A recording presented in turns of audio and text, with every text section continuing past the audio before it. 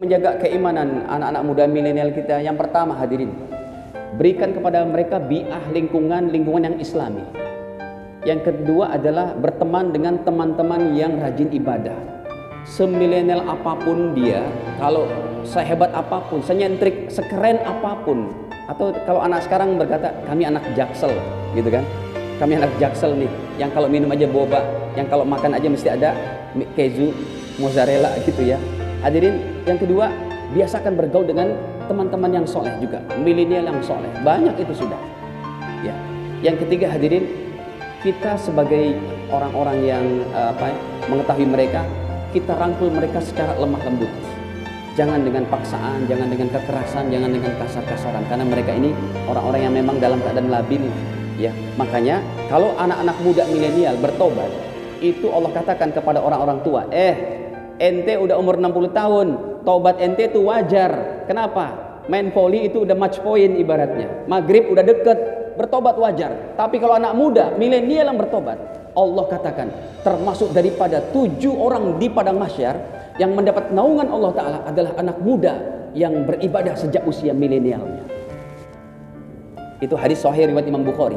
Kalau saya sebutkan 7 macam itu panjang lagi Pak. Salah satunya nomor 3-nya adalah seorang anak muda yang tumbuh ibadah kepada Allah, bertobat.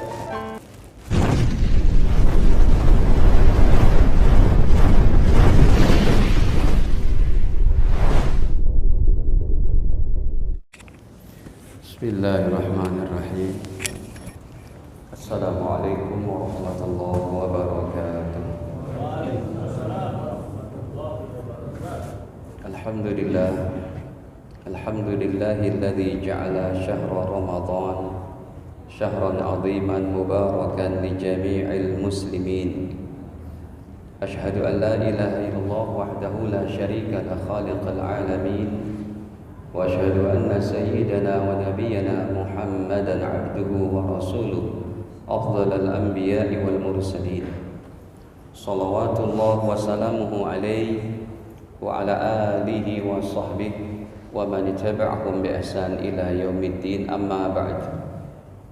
Fa ya ma'syaral muslimin wal muslimat, shaimin shaimat, usikum wa nafsi bi taqwallah, faqad fazal muttaqun. Qala Allah ta'ala, ya ayyuhalladzina amanu taqullaha haqqa tuqatih wa la tamutunna illa wa antum muslimun. Para jamaah kaum muslimin shaimin yang dirahmati Allah Ta'ala, tidak ada satu ucapan yang lebih pantas untuk kita panjatkan atas rasa syukur kita kepada Allah Ta'ala kecuali karena Allah Ta'ala sampai detik ini masih menetapkan iman Islam dalam hati kita. Bisanya kita puasa karena masih ada iman dan Islam dalam hati kita. Yang kedua, karena Allah Ta'ala masih mempergunakan diri kita. Dalam hadis Hasan riwayat Imam Tirmidzi, baginda Nabi SAW bersabda, innallaha ta'ala idza arada bi 'abdin khaira ista'malahu. Sesungguhnya Allah apabila sayang dan cinta kepada hambanya, Allah berkehendak kebaikan kepada hambanya, hambanya diberikan yaitu amalannya makin baik, maka kata Nabi ista'malahu, maka Allah akan mempergunakan hambanya itu, dirinya, waktunya, hartanya dipakai untuk kebaikan-kebaikan. Faqila, para sahabat bertanya, kaifa yasta'miluhu ya Rasulullah? Wahai Rasul, bagaimanakah Allah Ta'ala mempergunakan hambanya tadi? Nabi menjawab, yuwaffiquhu li'amalin salihin qabla al-maut. Ciri-ciri Allah sayang kepada hambanya, cinta kepada hambanya, hambanya dipakai oleh Allah Ta'ala untuk beramal soleh sampai matinya. Kalau dalam kaidah usul fikih yang sebagian madhab memakai kaidah mafhum mukhalafah, pemahaman terbalik, kalau orang yang dicintai oleh Allah dipakai untuk beramal soleh, berarti yang dibenci oleh Allah dibiarkan dalam dosa dan maksiat. Maka kita patut bersyukur bisanya kita melangkah menjalankan sunnah terbesar ini hadirin, termasuk sunnah-sunnah terbesar, menjalankan perintah Allah, menjalankan puasa Ramadan, menjalankan sholat secara berjamaah. Jangankan sunnah yang besar, sunnah yang ringan saja. Apa Pak kira-kira sunnah yang ringan? Kalau berpuasa Ramadan ini berbuka pakai korma, itu sunnah ringan.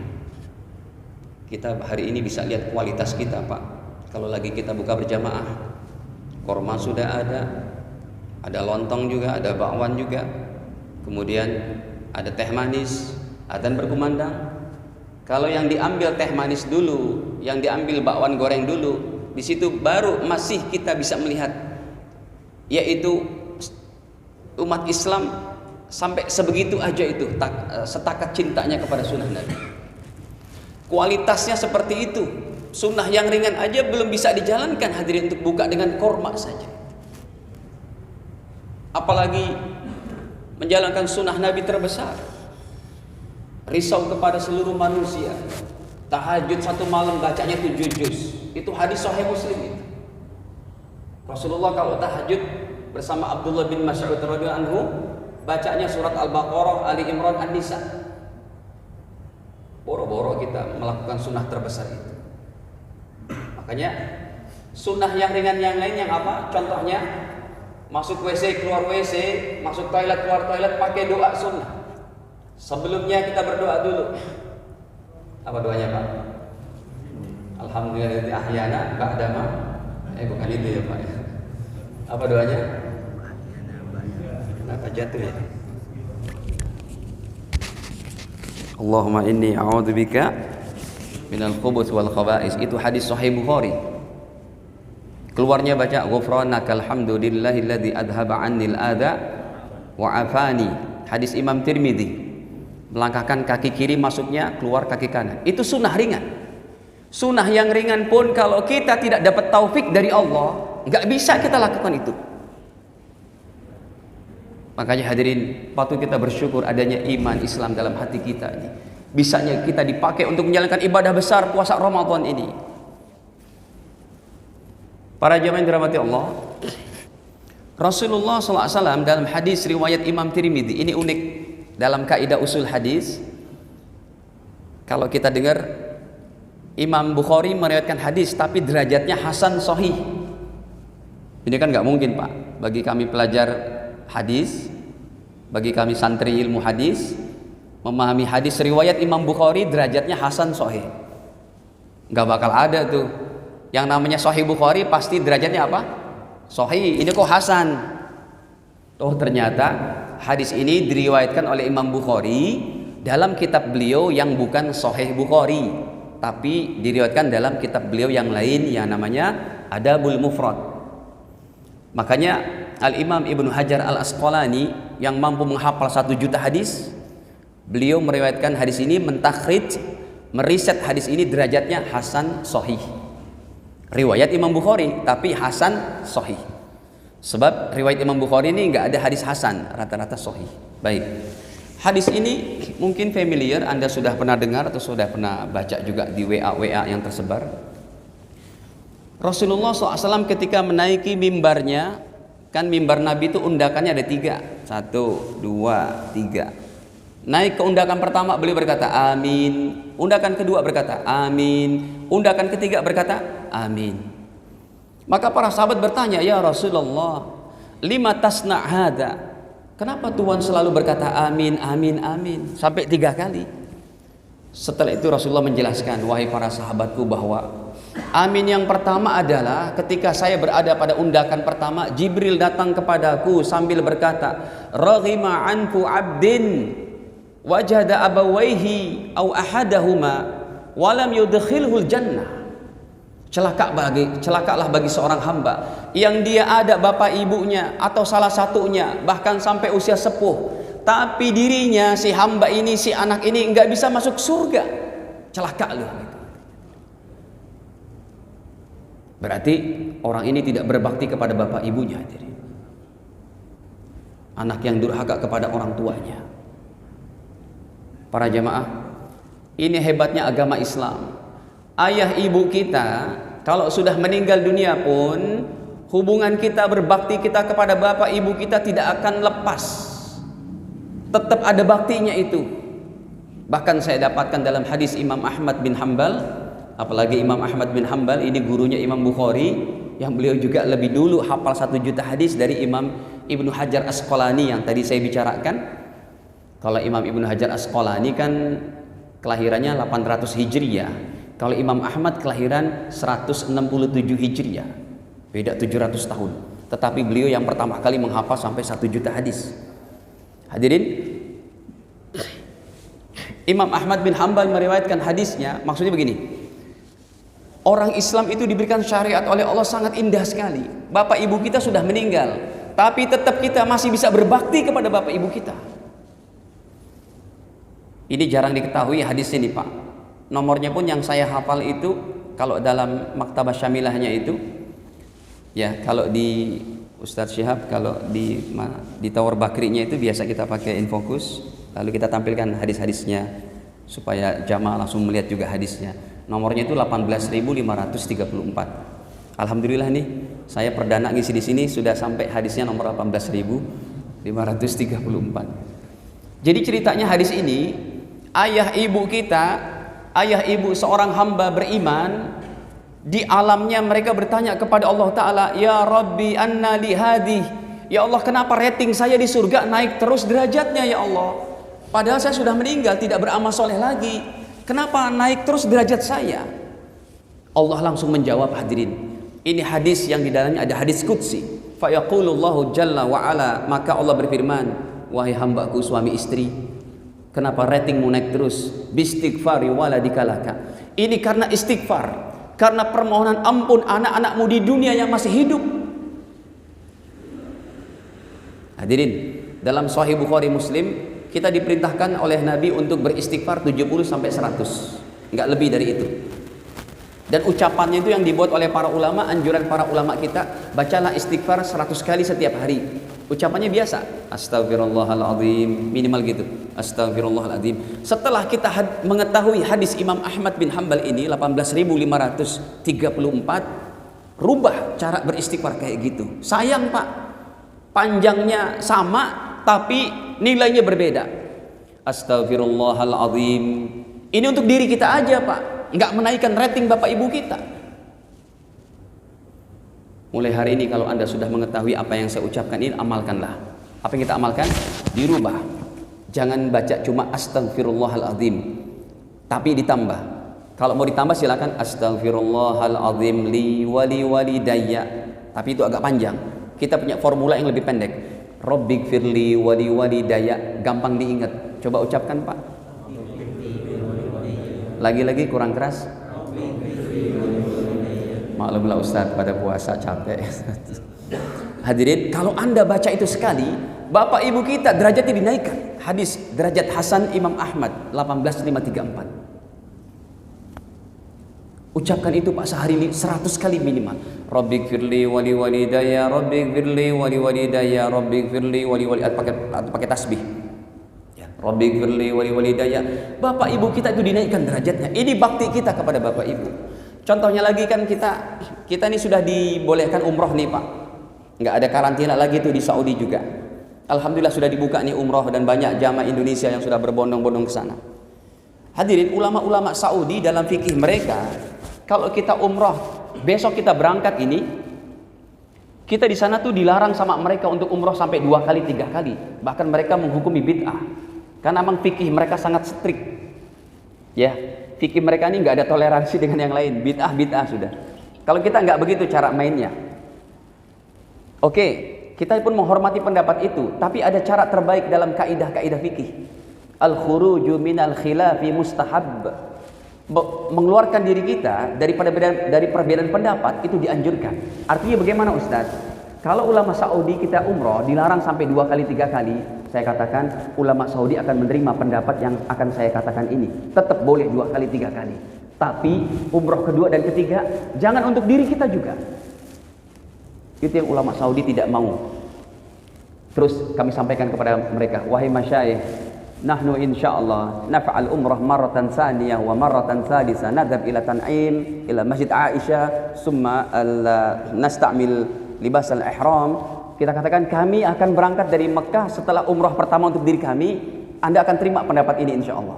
Emang bagaimana umrah yang kalian inginkan sampai 2 kali 3 kali? Yang kedua, saya berangkat ke Tanim ke Masjid Aisyah. Di sana pakai ihram. Di sana lagi kita niat labbaik Allahumma umratan an abi.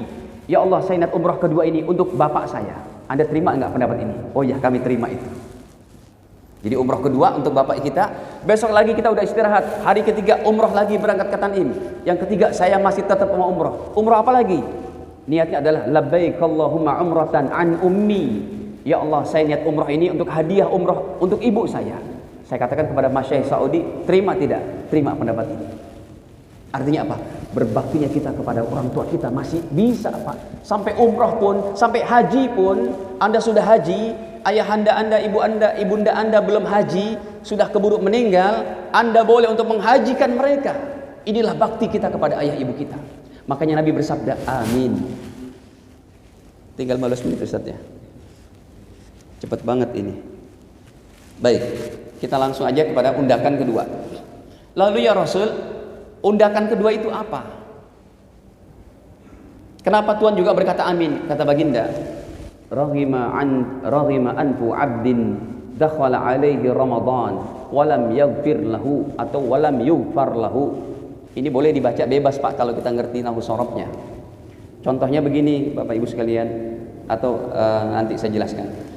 Kata Nabi yang kedua adalah man dakhala alaihi Ramadan, siapa yang dia kedatangan bulan Ramadan, dia sudah masuk bulan Ramadan sekarang ini, walam yughfar lahu, walam yaghfir lahu, tapi dosanya tidak diampuni, maka Nabi bersabda dalam tingkatan undakan kedua, amin. Ini siapa aja Pak orang yang tidak diampuni bulan puasa Pak? Mau ngapain lagi? Harapan kita mau apa lagi kalau dosa nggak diampuni di bulan Ramadan? Yang pastinya kata para ulama ada 4 orang. Yang pertama adalah orang-orang yang di luar Islam. Selama dia tidak bertobat bersyahadat, maka dia tidak akan diampuni sekalipun dia punya kekayaan lebih daripada 1 juta triliun hadirin. Jadi orang-orang ini kan yang non muslim dia tetap kedatangan Ramadan tahu Pak, terutama yang mereka tinggal bersama kita. Tapi dia tidak bertobat, tidak beriman kepada Allah. Nanti yang nomor 2-nya baru orang beriman yang tidak diampuni dosanya di bulan Ramadan. Kita yang pertama dulu. Orang-orang yang tidak diampuni dosanya oleh Allah adalah orang-orang yang mati dalam masalah akidah semuanya. 4 macam ini tidak diampuni hadirin. 4 macam ini bukan jad dari para ulama. Jangan sampai nanti ada yang berkata ini ulama radikal ini ulama cikal bakal embrio terorisme. Karena mengatakan ini kafir masuk neraka. Bukan ulama yang berkata. Ulama cuma menyampaikan. Allah yang memvonis. Allah yang memberikan judgmentnya itu. Yang pertama, orang yang mati dalam keadaan kafir. Mati kafir habis harapannya. Baginda Nabi sampai keluar air mata untuk menolong ini. Allah turunkan 2 SK-nya untuk Nabi dalam surat At-Taubah. Surat ke-9 ayat ke-80-84. Allah katakan, wahai Nabi, engkau minta ampunan untuk orang-orang yang mati dalam keadaan kafir. Musyrik, gak bakal aku ampuni. Sumpahnya Nabi minta ampunan sampai 70 kali. Karena memang Nabi Muhammad ini fikirnya, hatinya sangat risau kepada manusia. Boleh dibuka At-Taubah 80-nya itu. Istaghfir lahum aw la tastaghfir lahum in tastaghfir lahum 70 marrah. Wahai Nabi, kalau kamu minta ampunan untuk orang-orang kafir ataupun kamu tidak minta ampunan, in tastaghfir lahum 70 marrah. Kalau kamu minta ampunan kepada mereka 70 kali bahkan lebih kata Allah. Fala yaghfirullahu lahum. Tidak akan Allah ampuni. Tidak akan aku ampuni dosa mereka. Padahal yang minta ampunan manusia terbaik dunia akhirat, Sayyiduna Muhammad SAW. Ayat 84-nya masih surat At-Taubah, surat ke-9. Wala tusalli ala ahadim minhum mata abada. Wahai Nabi, jangan kamu salatkan ke salah seorang di antara mereka yang mati selamanya. Wala taqum ala qabrihi. Jangan kamu jangan kamu berdiri di atas kuburnya untuk mendoakan mereka. Kenapa? Innahum kafaru billahi wa rasulih. Karena mereka kafir kepada Allah dan Rasulnya. Orang kafir mati dalam keadaan kafir Pak. Bukan ulama yang menvonis, tapi Allah langsung. Ini yang datang Ramadan dia tidak bertobat, tidak bersyahadat, tidak diampuni. Yang kedua, waktu begitu cepat hadirin. Saya ngelihat waktu ini tinggal 10 menit. Sebenarnya yang mana Ustaz yang benar? Ini tinggal 12 menit. Hadirin, yang kedua, orang yang mati dalam keadaan musyrik. An-Nisa surat keempat ayat 48. Innallaha la yaghfiru ayyushraka bih. Sesungguhnya Allah tidak mengampuni dosa yang namanya syirik. Wa yaghfiru ma duna dzalika liman yasha. Dan Allah mengampuni dosa selain itu. Yang ketiga, orang yang mati dalam keadaan murtad. Siapa bilang, Pak, sekalipun dia tokoh kah, sekalipun dia kiai kah, yang mengatakan semua agama masuk surga, ini pendangkalan akidah, ini berbahaya. Hadirin, berikan dalilnya secara jelas. Orang yang murtad bisa masuk surga itu siapa yang bilang? Anda berani menentang ayat Allah dalam surat kedua, surat Al-Baqarah, boleh dibuka ayat ke-217, tapi dibaca dari pertengahan saja, yang dari atas masalah permusuhan orang-orang ini untuk menjauhkan kita dari agama, tapi dari pertengahan. Allah katakan bagi orang yang murtad, wa may yartadid minkum an dinihi, dan siapa orang yang murtad dari agama Islam, fayamut wa huwa kafir, kalau mati kafir. Allah yang kata kafir, bukan ulama, bukan ustaz, bukan kiai. Apa kata Allah selanjutnya? Faulaika habitat a'maluhum fid dunya wal akhirah. Itulah orang-orang yang mereka habis amalannya. Dunia akhirat habis amalannya ketika Islamnya. Ketika Islamnya pernah sholat, ketika Islamnya pernah menghafal Quran, bahkan kayak si Ustadz Anu tuh yang mengatakan 300 ayat dibuang aja tuh. Makanya kita apresiasi perkataan Pak Mahfud MD itu. Orang itu dikejar untuk ditangkap, diadili sesuai dengan hukum yang berlaku di Indonesia. Sebab kalau di Saudi orang kayak gitu ditangkap, Pak, habis sudah.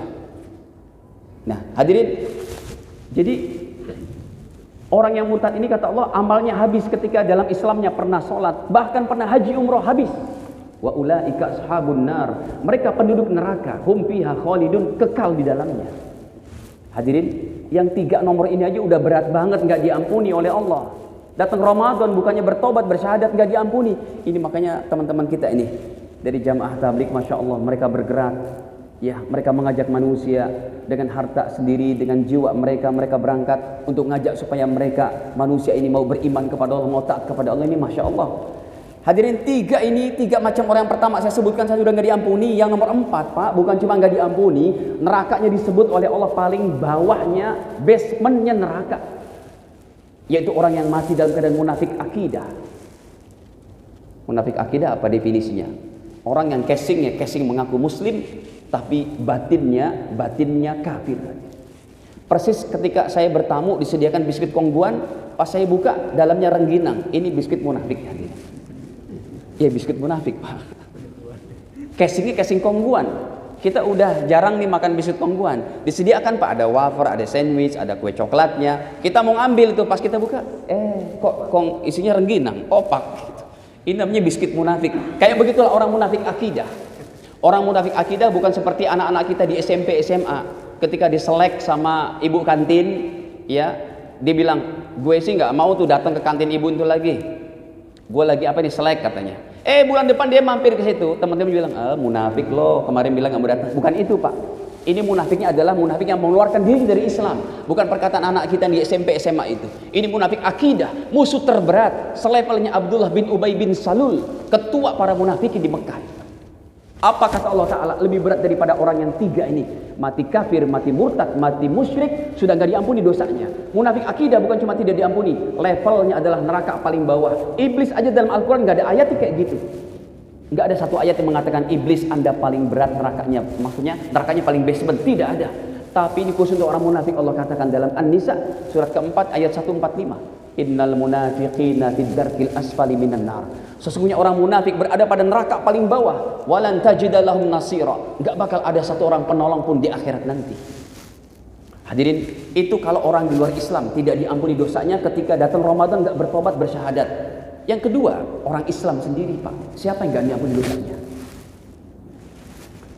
Datang Ramadan kepada mereka tapi tidak bertobat dari perbuatan dosa secara umum, ini enggak diampuni. Yang kedua, orang Islam yang mati dalam keadaan bermaksiat langsung mati. Lagi makan riba, lagi berzina, lagi minuman keras, lagi begini begitu, lagi judi, mati, itu enggak diampuni dosanya karena belum sempat bertobat. Yang ketiga, orang Islam yang membunuh orang lain. Kenapa? Syarat tobatnya dia harus meminta maaf kepada si mayit. Bagaimana cara minta maafnya? Mayit, maafin aneh ya, enak aja lo, tunggu. Kata si mayit, tunggu aja di akhirat nanti. Jadi kalau ada orang membunuh ya secara zolim orang lain, ini pintu tobatnya susah Pak. Yang keempat, orang Islam yang mati bunuh diri. Dia tidak bisa bertobat saat itu. Kenapa? Nggak bisa tobat, sudah mati duluan. Para jemaah dirahmati Allah. Nah, Ramadan ini harus kita apresiasi Pak. Minimal jangan sampai kita di bulan Ramadan nggak khatam Quran sekalipun satu kali aja. Kemarin saya tanya santri-santri di rumah, ini sudah hari ke-13, hari ke-14. Gimana? Kemarin saya tanya hari 10, bagaimana kalian sudah khatam? Sudah Pak Ustadz. Sudah berapa? Sudah berapa kali khatam? Alhamdulillah ada yang sudah 4 kali khatam. Saya katakan, wah ini kalau antum nantinya lebih bisa lagi, bisa selevel Imam Syafi'i. Karena dalam kitabnya Imam Zahabi dalam Syiar A'lamin Nubala itu diceritakan biografi Imam Syafi'i. Beliau khatam Quran di bulan suci Ramadan 60 kali. Sehari 2 kali berarti. Pagi sampai sore khatam, malam sampai subuh, sampai sahur khatam. Hadirin, jangan sampai khatam minimal 1 kali. Kita minimal 1 kali. Hadis Sahih Bukhari 1877, Nabi khatamkan khatamin Al-Quran setiap bulan, terutama bulan Ramadan. Lagi hadirin, terutama niat yang puasa ini, kalau Anda baca niat puasa itu jangan dibaca Ramadana ini yang tadi saya mau bilang. Ya, jangan dibaca nawaitu shoma ghadin an adai fardhi syahri ramadhana hadisanati lillahi. Kenapa dibaca Ramadana? Boleh, siapa yang ngerti nahu sorof di sini? Apa alasannya? Jangan dibaca Ramadana, tapi Ramadhani. Kenapa? Karena dia adalah isim layan sorif yang tidak menerima tanwin, dan kalau berada di tengah kalimat wajib dia mahal jarnya dengan kasroh. Jadi jangan nawaitu shoma ghadin an adai fardhi syahri ramadhana, jangan fathah, dia harus jarnya dengan kasroh. Ramadhani hadisanati lillahi ta'ala. Itu kebiasaan aja. Iya. Kebiasaan yang perlu kita perbaiki ya. Sekalipun tidak begitu mencacati niat itu sendiri, tapi dia buruk dalam grammar bahasa Arabnya. Hadirin yang ketiga, undakan ketiganya, Jibril berkata kepadaku yang ketiga adalah Rogima antum ri'in, celakalah seseorang, kata Nabi. Dzukirta, kata malaikat Jibril maksudnya, dzukirta indahu falam yusalli alaik. Disebutkan nama Nabi Muhammad tapi tidak bersalawat kepadanya. Coba Pak sebutkan Nabi Muhammad. Nah, kalau kita dengar ceramah, dengar nama orang menyebutkan nama Muhammad, maka kita sebutkan Allahumma sholli wa sallim alaihi ataupun sallallahu ala Muhammad. Para jamaah dirahmati Allah, ini hadis terakhir, maksudnya undakan terakhir yang Nabi katakan itu sangat penting sekali.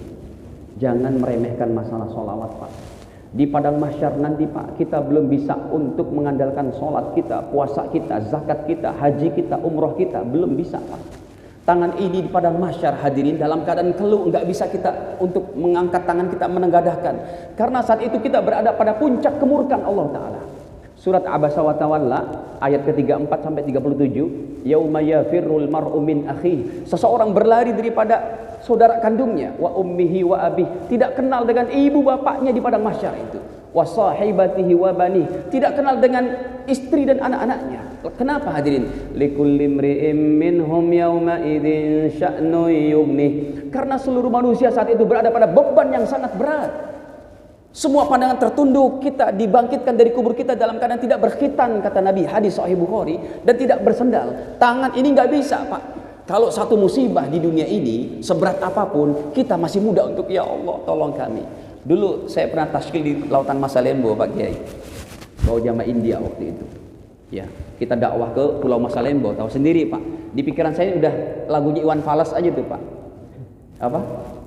Tampoh Mas, merupakan kapal bekas kan gitu. Udah teriang-iang tuh, tapi memang saat itu kami berangkat bulan Desember Pak, ke markas Gurame. Ya, ke markas Gurame waktu itu, standby di tempat Pak Haji Amin. Kemudian kita berangkat ke sana, itu passenger 200 orang, pelampungnya cuma 100. Kita udah dapat pelampung 1, ada ibu minta, Pak kami nggak ada pelampung, kesian juga, kasih aja. Itu sebentar lagi karam hadirin, karena itu pertemuan daripada sekian arus, dari Sulawesi, dari Pulau Jawa, dari Kalimantan, nggak keruan itu ombaknya hadirin. Kapal kecil, muatan untuk 100, muat 200. Akhirnya hadirin, karena ada bantal tiup, saya tiup aja bantal tiup itu Pak. Lalu saya pegang di musola begini, Kemana saya berangkat, kemana ini saya pegang terus. Orang pada bertanya, Ustadz kenapa sih pegang bantal terus? Enggak apa-apa sih, senang aja. Padahal kalau karam, paling enggak kita ada ikhtiar pakai bantal tiup itu. Hadirin, itu sudah sangat menakutkan. Kapal udah oleng begitu, kita mudah berdoa. Seberat apapun musibah kita di dunia, kita masih bisa, ya Allah tolong kami, tolong. Di padang mahsyar, enggak bisa sama sekali. Saat itu kita belum bisa mengandalkan yang lain. Kita baru bisa mengandalkan pertolongan para nabi. Dari 25 nabi pun tidak disebutkan semua dalam hadisnya itu. Nabi katakan tampil nanti di akhirat untuk menolong manusia. Tidak semua nabi, Pak. Dari 25 nabi yang disebut cuma 5 besar. Kita datang ke baginda Adam angkat tangan, beliau pernah makan buah khuldi. Kita datang ke Nabi Nuh pernah berdoa kehancuran orang-orang kafir seluruhnya dalam surat Nuh ayat 25, ayat 26, 27. Ya Allah, habiskan semua orang kafir ya Allah yang mengganggu dakwahku. Kita datang ke Nabi Ibrahim, baginda Ibrahim katakan, saya pernah berbohong 3 kali. Kita datang ke Nabi Musa katakan, tangan kanan ini diabadikan oleh Allah dalam Al-Quran, pernah nonjok seorang Kipti Mesir sampai mati. Surat Al-Qasas, surat ke-28, ayat ke-15. Fastaghasahu alladhi min syi'atihi 'alal ladzi min aduwi fa wakazahu Musa faqadu alih. Ditinju sama Nabi Musa pakai tangan kanannya. Dek, mati. Kata Nabi Musa, ini jadi beban saya di padang mahsyar, enggak bisa menolong manusia. Kita datang ke baginda Isa, terakhir sudah 5 nih Pak. Kita datang ke Nabi Isa, apa kata Nabi Isa? Bagaimana saya menolong kalian? Aku disembah sebagai anak Tuhan. Yang ini menjadi akidah sebagian manusia. Aku disembah, kata Nabi Isa, sebagai anak Tuhan. Malu saya berikan pertolongan kepada kalian. Yang bisa menolong kalian nanti di padang mahsyar cuma satu, siapa? Sayyiduna Muhammad SAW. Dari situlah berlaku pentingnya sholawat. Bukan puasa, bukan zakat, bukan sholat, tapi kata Nabi, aulan nas bi yaumal qiyamah. Orang yang paling dekat dengan aku pada hari kiamat, aksaruhum alayya sholatan, yang paling banyak baca sholawatnya kepada Nabi. Hadis Hasan Sahih riwayat Imam Tirmidzi. Terakhir Ustaz, hadirin, cintailah Nabi. Yang kedua, hidupkan sunnahnya dalam 24 jam kehidupan kita. Yang ketiga, perbanyaklah baca sholawat kepada Nabi. Semoga Allah Ta'ala terima iman Islam kita, amal-amal soleh kita, diampuni dosa-dosa kita. Alhamdulillah,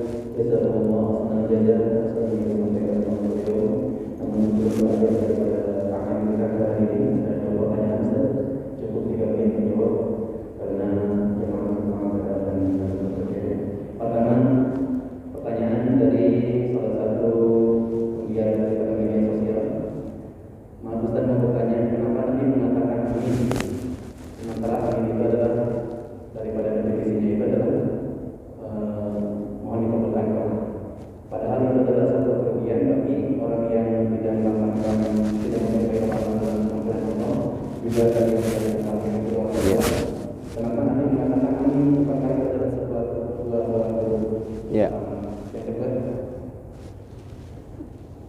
bagaimana tips untuk memantau menjaga iman untuk kaum anak milenial dan generasi? Ya, yang pertama kenapa Nabi katakan amin, supaya menjadi kewaspadaan bagi orang yang mendengar hadis itu, supaya tidak terjerumus dalam 3 dosa tadi. Nabi mengatakan amin, Jibril membawa kata-kata Jibril tadi pun merupakan wahyu. Nabi berkata amin juga wahyu dari Allah. Jadi gabungan 2 wahyu berkumpul di situ. Nabi berkata amin merupakan wahyu dari Allah, surat An-Najm ayat ke-3 ke-4. Wa ma yantiqu 'anil hawa in huwa illa wahyu yuha. Jadi itu sudah merupakan keputusan Allah Ta'ala. Orang yang berada dalam 3 posisi itu harus waspada. Yang pertama yang tadi sudah kita sebutkan, sampai yang tidak bersolawat. Nabi katakan amin itu karena sudah menjadi sebuah syariat dari Allah Ta'ala.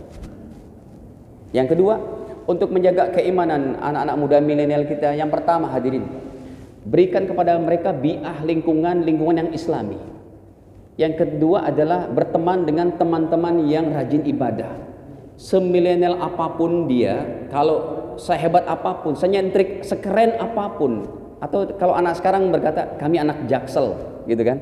Kami anak jaksel nih, yang kalau minum aja boba, yang kalau makan aja mesti ada keju, mozzarella gitu ya. Hadirin, yang kedua, biasakan bergaul dengan teman-teman yang soleh juga, milenial yang soleh, banyak itu sudah. Ya. Yang ketiga hadirin, kita sebagai orang-orang yang mengetahui mereka, kita rangkul mereka secara lemah lembut. Jangan dengan paksaan, jangan dengan kekerasan, jangan dengan kasar-kasaran, karena mereka ini orang-orang yang memang dalam keadaan labil. Ya, makanya kalau anak-anak muda milenial bertobat, itu Allah katakan kepada orang-orang tua, Ente udah umur 60 tahun, taubat ente itu wajar. Kenapa? Main volley itu udah match point ibaratnya. Maghrib udah deket, bertobat wajar. Tapi kalau anak muda, milenial yang bertobat, Allah katakan termasuk daripada 7 orang di padang mahsyar yang mendapat naungan Allah Ta'ala adalah anak muda yang beribadah sejak usia milenialnya. Itu hadis sahih riwayat Imam Bukhari. Kalau saya sebutkan 7 macam itu panjang lagi, Pak. Salah satunya nomor 3-nya adalah seorang anak muda yang tumbuh ibadah kepada Allah, bertobat kepada Allah. Itu paling enggak 3 itu saja. Ya.